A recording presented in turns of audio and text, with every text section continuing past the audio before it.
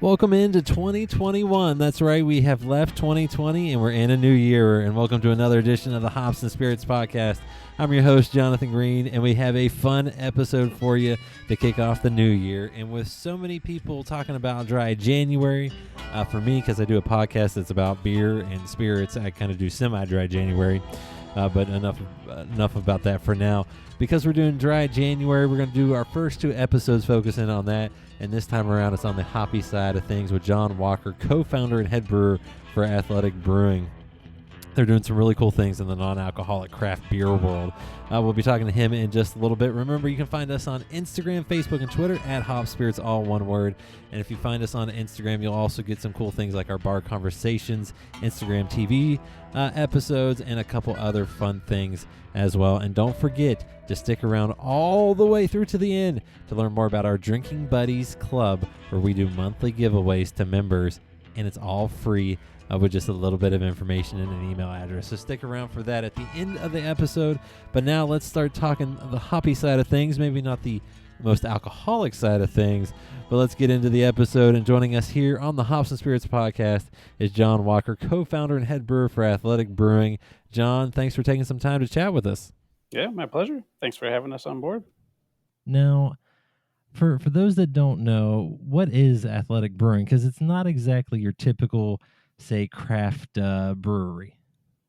Yeah, so Athletic Brewing, we were born in 2017 and launched commercially in 2018 as the first craft non-alcoholic brewing company that had a dedicated brewery and now two dedicated breweries that produces only non-alcoholic beer. And why you and Bill Schufelt, is that correct? How did I say his name right? Correct. Okay. How did you and Bill meet? Because I feel like that's kind of an interesting story on how you all launched this. Yeah, so, a little bit of the backstory on Bill. He was in a finance career that was really, busy and taxing and I'm sure invigorating at times, but he was starting to lead a healthier, more active and productive, mindful lifestyle. And that life, which often included, late nights and, kind of like normal alcohol consumption, just wasn't working anymore. And so basically he stopped drinking just to, make quality of life improvements. And at the same time, he was still yearning for a really good beer and the community and for a tasty beverage to have at dinner that he could order and basically not be scoffed at. Something that was like inviting and inclusive and complimented a meal and didn't kick him out of the group. So, he spent a number of years doing diligence on like methods and markets and doing analysis and stuff like that. And in 2017, he decided to actually chase his goal after his wife was like, "Yes, go do this." And so Jackie kind of pushed him out the door, and he never turned back. But he was communicating in online forums, and I was active. I was in Santa Fe, New Mexico, brewing at Second Street Brewery, which was where I started my brewing career. Just an awesome little place, but we had been looking to come back to the Northeast to be closer to family for our kids. And I met Bill, and we started chatting. And I think the first time we actually spoke on the phone, he basically asked me not to hang up and not to decide today. That was nice like, of him, right? Yeah, and he was like, and I think this is from experience, but he was like, so this is super innovative and really new in the craft beer scene. And I was like, all ears. And he's like, non-alcoholic craft beer. I was like, oh, and it totally took me back, but I do have to say, like, I got it.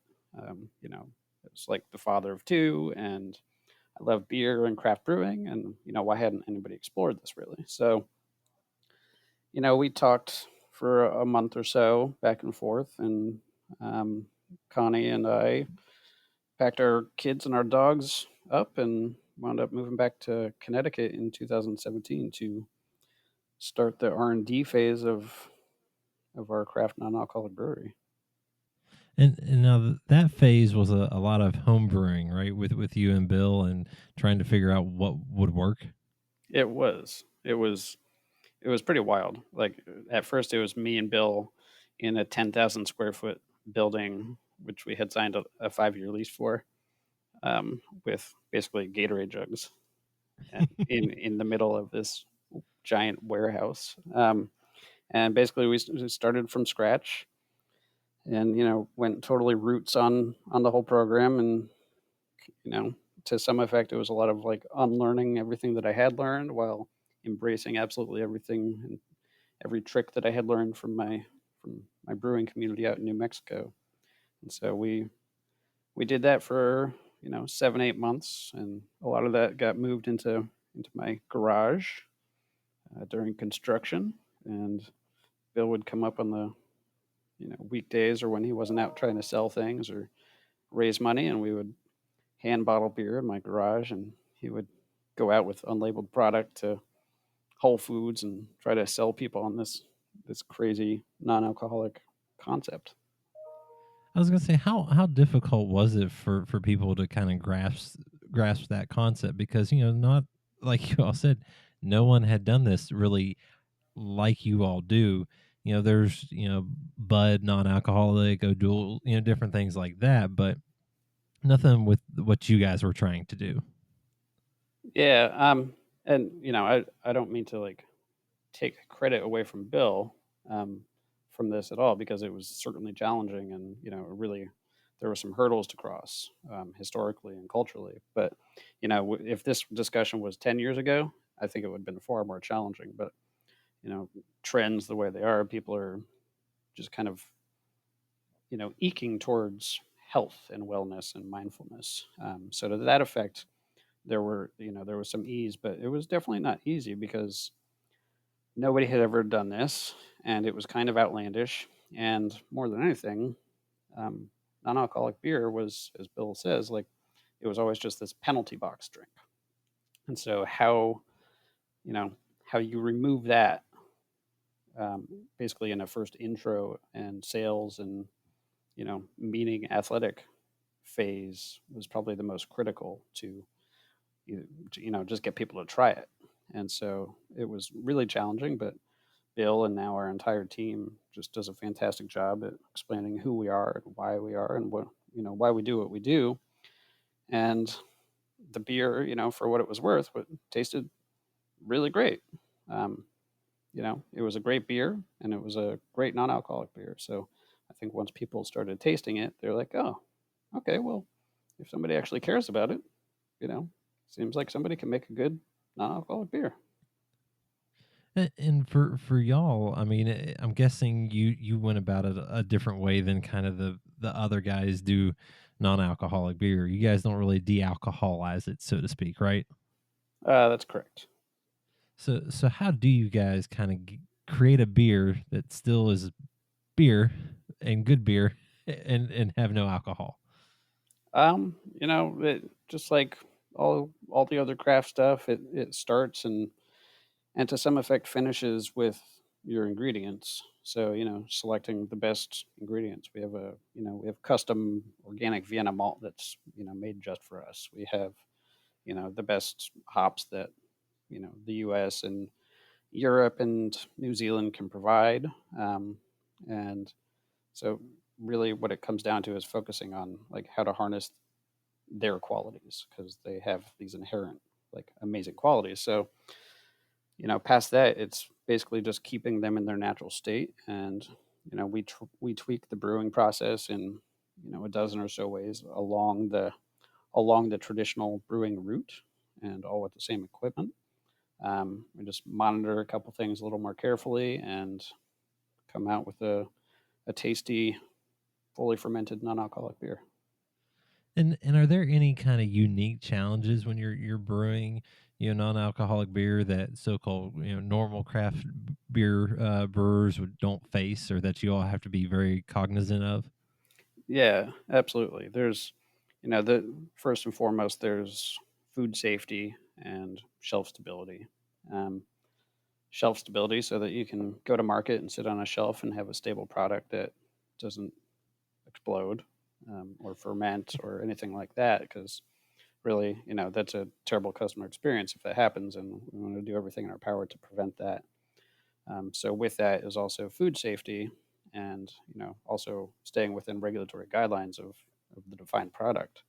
And so really, learning a lot about food safety, food culture, critical control points. Like Bill and I went to University of Rhode Island midway through our research and development after talking to a food safety and regulatory specialist, and she was like, "You guys need to get PCQI certified." So we were like, "We don't even know what that is," but Gotta love those acronyms, right? yeah, exactly. So yeah, we went to acronym school for that, and it was fascinating and also terrifying, but it really helped us learn how to develop and build out our process and our facility so that we have a safe and shelf stable product.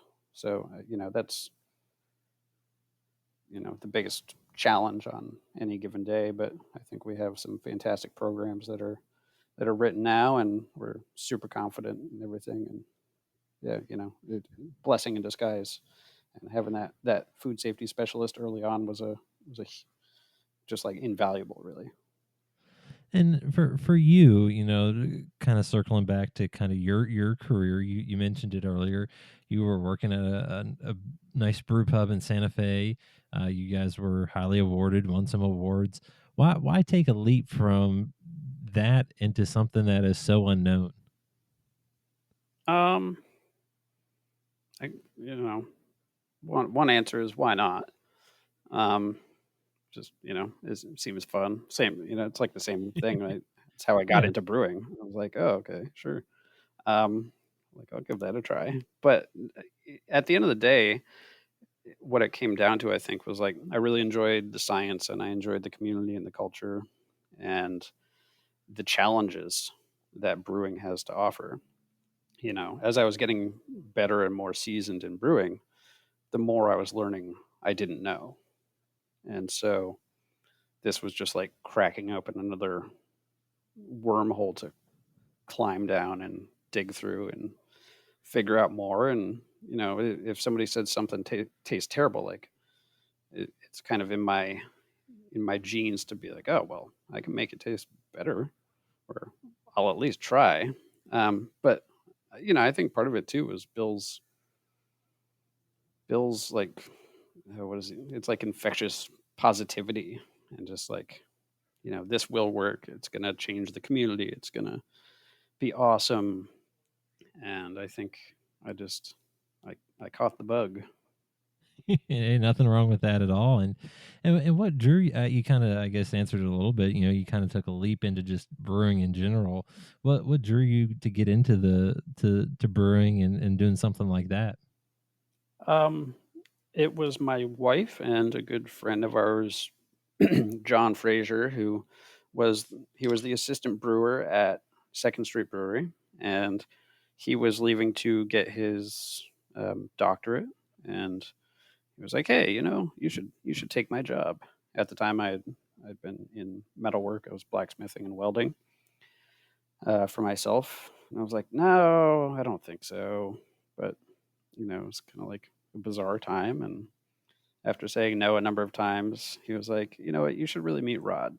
I think you and Rod would really get along, and I think you'd really like the job." So, he and my wife pushed me to go meet Rod, and I met Rod, and he didn't lie. Rod was incredible, and we checked out the brewery and just talked beer and life, and basically what it turned out I really enjoyed was, like I said before, the community, the camaraderie, the educational components that brewing has and lives. And I grew up in food and beverage too, so I was kind of at home in the pub, if you will. So I jumped on board and I fell in love pretty much immediately. Well, and you're still doing it to this day, so it must be something that you have continued to enjoy, right? Yeah, it's awesome, and I just it's such an incredible environment to be in, and like you're just surrounded by people who are generally just very passionate about what they do, and they love exploring and being innovative. And it's, it's like being in the coolest chemistry class all the time. I like that. I don't know if I've ever heard it put that way, but I really like how you just explained it. Getting back into kind of athletic brewing, I finally opened up one. I have the Aftershift, the crisp IPA. It tastes, like an IPA. I mean, it's kind of crazy to think that you all can make recognizable beer flavors and styles. Like, how, I mean, are people just shocked kind of the first time they have one of these?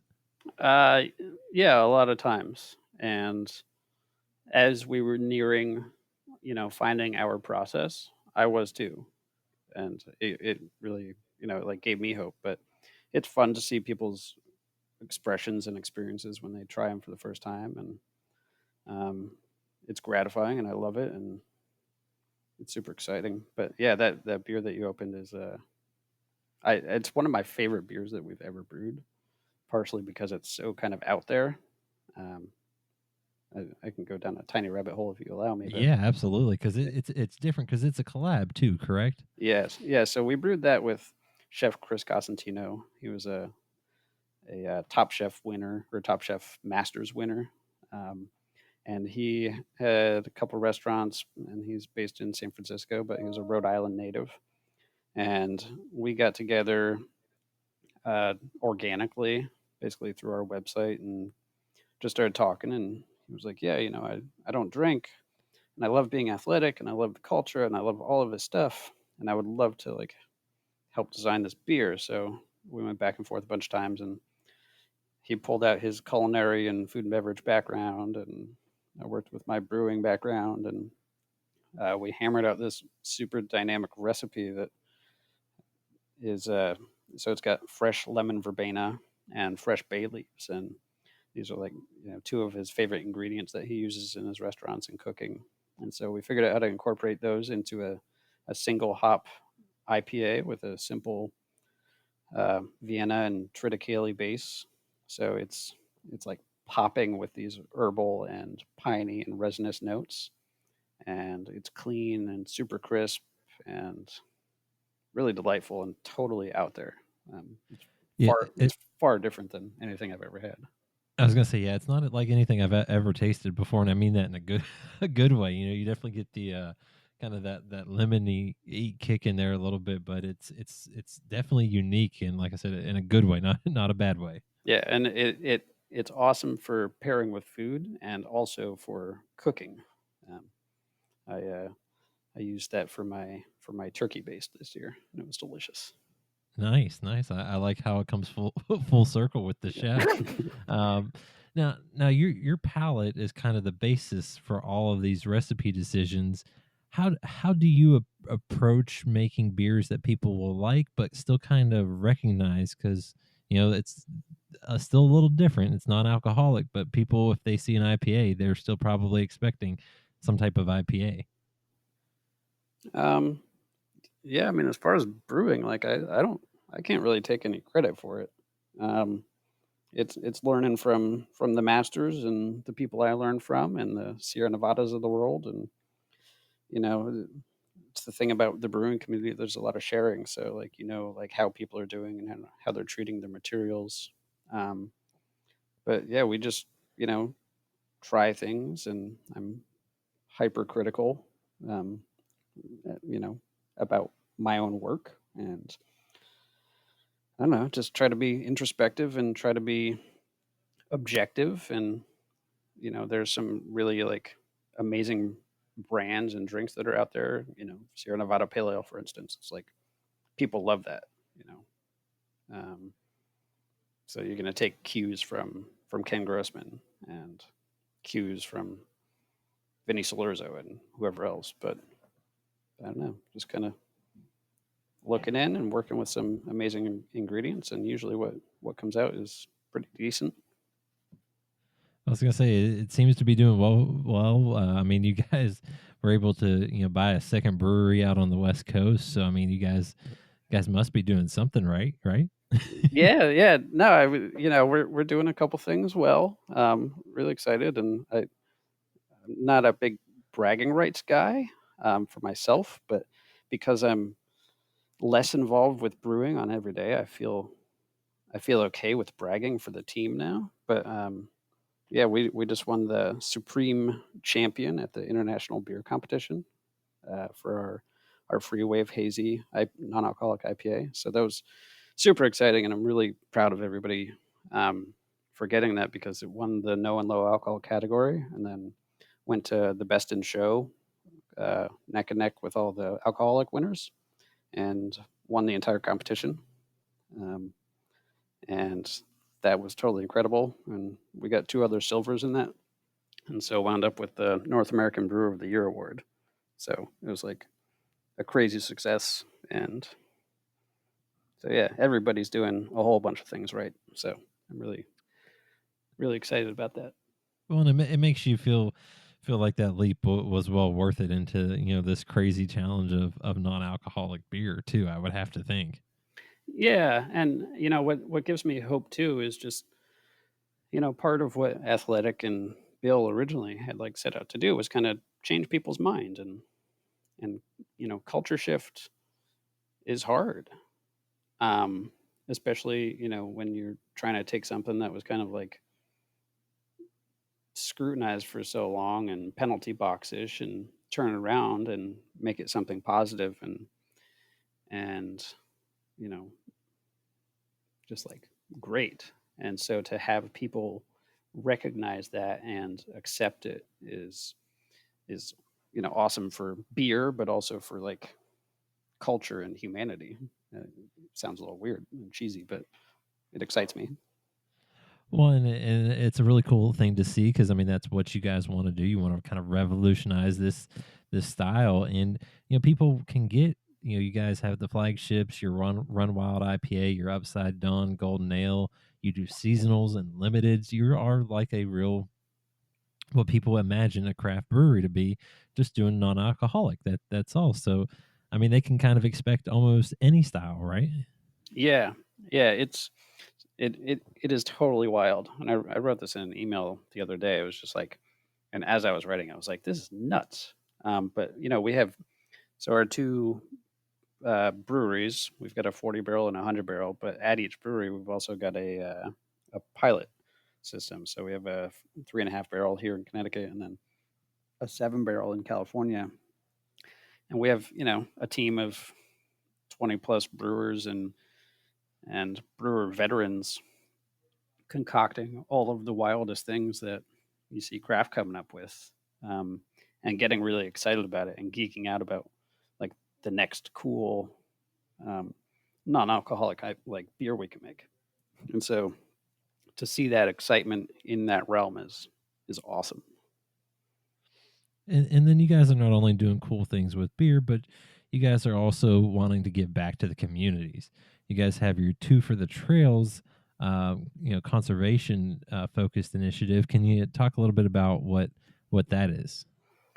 Yeah, so that was a very early tenet of ours, and so we give 2% of all revenues um, back to basically the community that we live in. And our territory is growing and we're expanding, and so is our community. And what we love more than anything is being outdoors and active and healthy and embracing life outside and trails and sports and things that make us feel good. And so yeah, we give 2% of all of our revenues to trail and park cleanup across country, and these are for organizations big and small. It could be your local park, it could be you know the Appalachian Trail, uh, any number of things. But in addition to those really meaningful checks, we also get out there. Despite COVID, we'll get out there as a team and with other volunteers and help go like clean up the trail. We might move rocks, we might build a bridge, repair a rope fence, whatever it is. But we like to get out there as a group and actually do it too. So it's good for everybody, and kind of protects the things that we value for the future. I love that, and I love that initiative. And I always ask this to everyone I talk with. Obviously, guys have quickly expanded with kind of a second brewery to kind of help keep up with kind of your nationwide appeal. What's next for Athletic? 2021. What are you guys expecting for the new year? Um, more of the same. We've been growing rapidly, as you know, and what we're just trying to do is, build out our portfolio and our team so that we can, become more recognizable across the nation. Um, we've got a ton of work to do in our own backyard. We finally got capacity, or enough capacity to fill the voids that we had. So we're just going to go hard and deep in our backyard and in our country and take care of things. Really, we just want to be, positive, a positive force, and we want to help expand the category and expand the meaning that it emits. And we'd love to be that craft non-alcoholic beer that people try and aren't afraid of. So we're just going to continue building. We hope to grow our footprint a bit and go deeper in the footprints that we already have. Well, like I said, you guys are making some really interesting beers, and it's and for those that are worried, it tastes like beer. It doesn't pack the the ABV, but it tastes like beer, and it tastes like good beer. So for those that are a little iffy, go try it. It's definitely worth it. Yeah, I mean that's the thing. Like, and our biggest hurdle, I guess, is like getting it into people's hands, because once people try it, they're just like, oh, well, duh, that makes sense. But yeah, I mean, it does. It tastes like great beer, and if you like malt and you like hops and if you like stouts, like there's no reason not to like it. Well, and perfect for after a long hike, a run, whatever it is. It's a perfect drink to sit down and enjoy with friends. Yeah, absolutely. Well, John, I really appreciate you hopping on here and talking about Athletic Brewing and kind of the uniqueness of non-alcoholic beer. Yeah, it was my pleasure. I love doing it. So thanks for having us. It was a lot of fun talking with John Walker of Athletic Brewing to hear their story, the hurdles they've had to overcome, and kind of a up and coming niche market, and just kind of having to change people's perspectives. It was a fun interview. I learned a lot. And since that interview, I've actually gotten to try a few more of their beers. I've gotten to try their Cerveza and their Upside Dawn, not Upside Down, Upside Dawn non-alcoholic golden. And I've really enjoyed every single beer I've had from them. Now, is it, my all-time favorite? Maybe not. But it is way a million times better than your typical non-alcoholic beers that you get that are some brand names in a beer, that... Some are trying, others I don't know if they really are, but these guys, they're knocking it out of the park because they're giving you all the varieties. They're giving you seasonals, limited releases, funky collabs, so whether it's dry January, sober October, or you just don't want to have a regular beer on a given night and you want to try something new, I say give Athletic Brewing a try. Like I said, they've made me a believer, and I might have to pick up a six-pack from time to time, even when it's not semi-dry January for me. But before that interview, I teased a little thing that we're doing, maybe not so little for some or for me, but it's our Drinking Buddies monthly giveaways. Now, how do you get involved in these monthly giveaways? It's very simple. Just join our email club, the Drinking Buddies. Every month we'll be doing a giveaway. Some months it could just be some cool swag from people we've interviewed. Other months there might be some samples, for our spirits lovers. And other months there might be some nice beer out of my beer fridge. Who knows? You just never know. But it's a fun way for me to keep interacting with everybody, and also to have a little bit of fun. Because who doesn't love a good drinking buddy? And our very first giveaway is happening this month. It's going to feature a 450 North beer. Don't know which one yet out of the beer fridge, but it's coming along with a few others. Full details will be up on our Instagram post this weekend. But how do you sign up for it? Well, guess what? It's simple. It's free. Just click the link in any of our social media bios at Hop Spirits, all one word, on Facebook, Instagram, and Twitter at Hop Spirits. And all you need to do is click on the link in our bio. It'll take you right to the sign-up page for the Drinking Buddies Monthly Club and the giveaways. Fill out a little bit of information, and boom, you're signed up. And once you're signed up, you're entered in until you leave the club. So if you sign up now, guess what? You're good for as long as we keep doing this podcast and keep doing giveaways, which I hope is a very, very long time. So check it out, the Drinking Buddies Club. Details are in our bios, the link in our bios on all of our social media pages. Check it out. The very first giveaway this month will feature a 450 North beer and a couple other goodies out of our beer fridge here. Don't forget to check out some of our partners in crimes at One Sip Beer Review on Instagram. They do near daily beer reviews, some fun giveaways, and they're just a good time. They have a lot of fun with those videos. Get creative too. Check them out at One Sip Beer Review on Instagram. And also check out one of our friends of the podcast, Dads on the Deck, for all you millennial dads out there, or for folks just looking for a good laugh and some good information. It's Dads on the Deck.